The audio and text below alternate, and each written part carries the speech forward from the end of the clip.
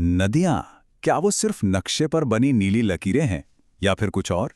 सच तो ये है कि ये सिर्फ लकीरें नहीं, बल्कि जीती जागती ताकतें हैं और इनकी अपनी कुछ हैरान कर देने वाली कहानियां हैं। चलिए, एक पहेली से शुरू करते हैं। सोच कर देखिए, क्या ऐसा हो सकता है कि कोई नदी उन पहाड़ों से भी पुरानी हो जिन्हें वो आज काट रही है? मतलब नदी पहले आई और पहाड़ बाद में। और ये भी सोचिए कि एक विशाल नदी जो 500 किलोमीटर का लंबा सफर तय करती है, वो अचानक बिना समुद्र में मिले जमीन में कैसे समा सकती है? कहाँ चली जाती है वो? तो चलिए आज इन्हीं दिलचस्प भौगोलिक रहस्यों की परतों को खोलते हैं और समझते हैं कि आखिर इन सवालों के पीछे का क्यों और कैसे क्या है। ठीक है, तो सबसे पहले चलते हैं हिमालय की तरफ, जहां बहने वाली विशाल नदियां अपने अंदर ना जाने कितनी पहेलियां छिपाए हुए हैं। और यहीं पर सबसे बड़ा सवाल आता है सतलुज नदी को लेकर।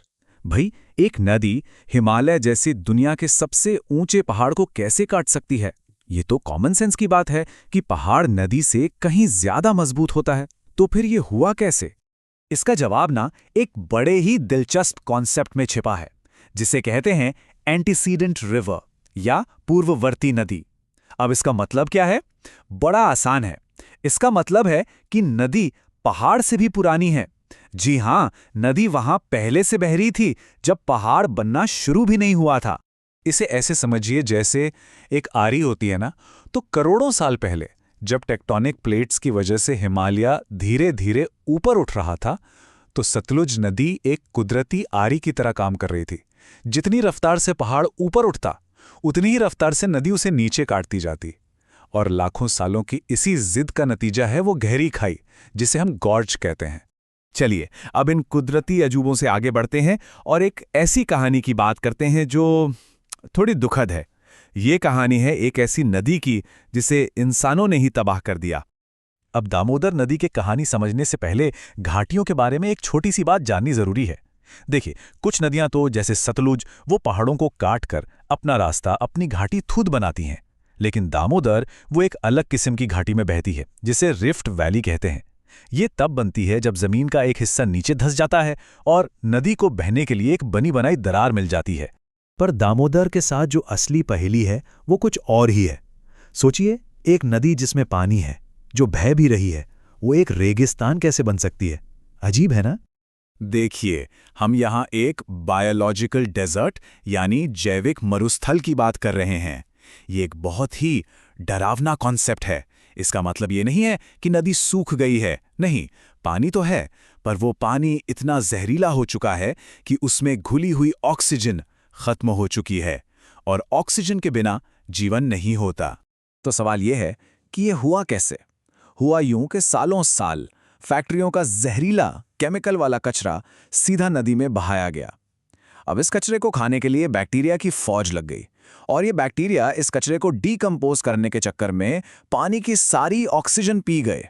नतीजा, ऑक्सीजन खत्म और मछलियां, पौधे, सब कुछ घुटकर मर गया। आज दामोदर नदी बहती तो है, पर अंदर से वो एक मुर्दा नदी है। अच्छा, इस भारी कहानी से निकलकर अब चलते हैं एकदम उत्तर में, लद्दाख। यहाँ एक नदी है, श्योक, जिसका कैरेक्टर बड़ा ही अजीब और हैरान करने वाला है। इसका नाम ही सुनिए, श्योक नदी, जिसका मतलब है मौत की नदी।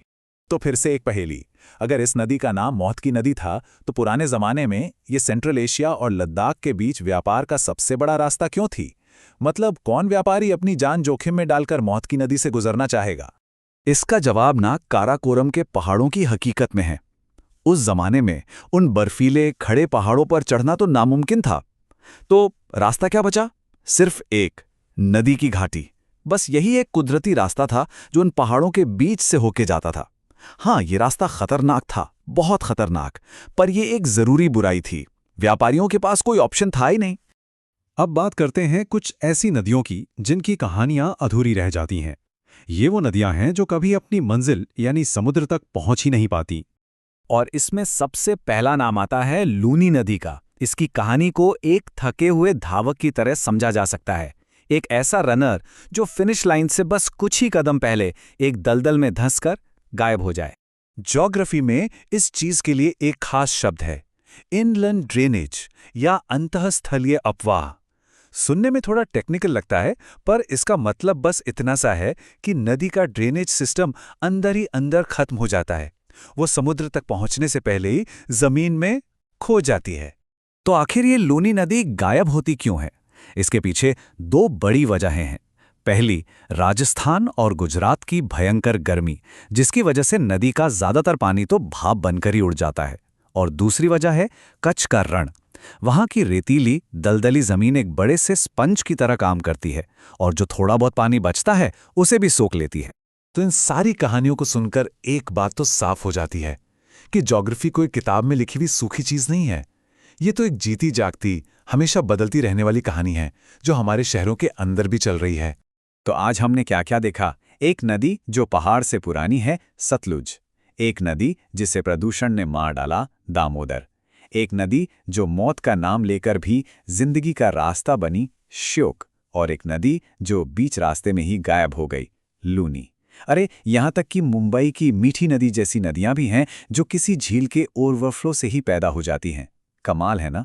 तो आखिर में बस एक सवाल मन में आता है, अगर कोई भी नक्शा बस उस पल की एक तस्वीर होता है, तो सोचिए आने वाले कल की नदियां हमें और कौन-कौन सी नई कहानियां सुनाने वाली हैं।